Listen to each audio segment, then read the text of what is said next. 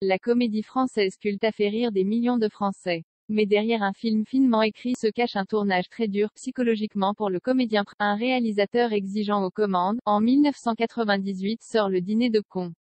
Le succès est au rendez-vous et surpasse même les attentes puisque près de 10 millions de personnes se rendent dans les salles. Rapidement, le film acquiert ce statut de film culte, aux répliques hilarantes et aux comédiens. Il faut dire que le metteur en scène Francis Weber a soigné son casting. Thierry Lhermitte, Jacques Villeray et Catherine Fro se donnent la réplique. On pourrait penser que l'ambiance sur le tournage était bon enfant, et que les acteurs se sont bien amusés. Mais la réalité est tout autre.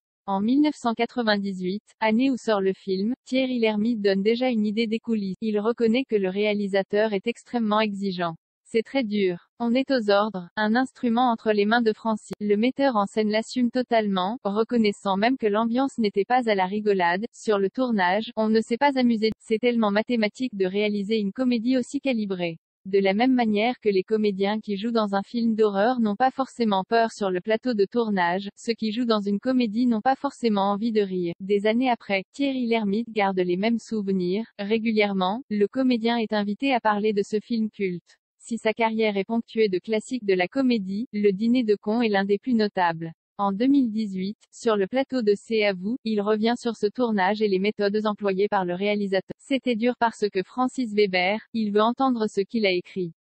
Moi je n'étais pas habitué à ça, j'ai beaucoup souffert, mais j'ai beaucoup. Pour autant, ne pensez pas qu'il en veut au réalisateur, bien au contraire.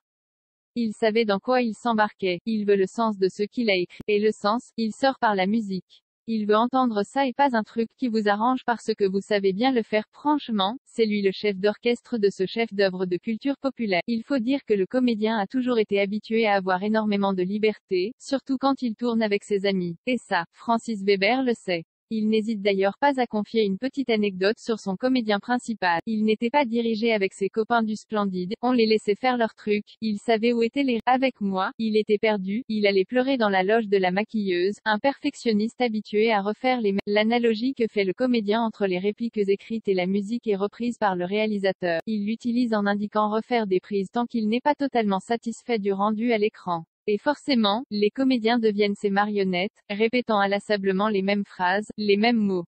Quand vous êtes auteur-réalisateur, vous avez une musique dans la tête. Tant que vous n'avez pas votre musique, j'ai fait 45 prises avec Depardieu sur Tais-toi, et 37 avec Auteuil sur Le Placard. Ils sont patients. Le réalisateur, qui n'a pas la langue dans sa poche, n'hésite pas à tacler Luc Besson, avec lequel il a travaillé. Sans doute que les deux metteurs en scène ne fonctionnent pas de la même manière. Pour autant, ils collaborent ensemble sur Le Grand Bleu. J'ai fait beaucoup de choses. Le Grand Bleu, par exemple, c'était un camembert sans boîte, de 300 pages.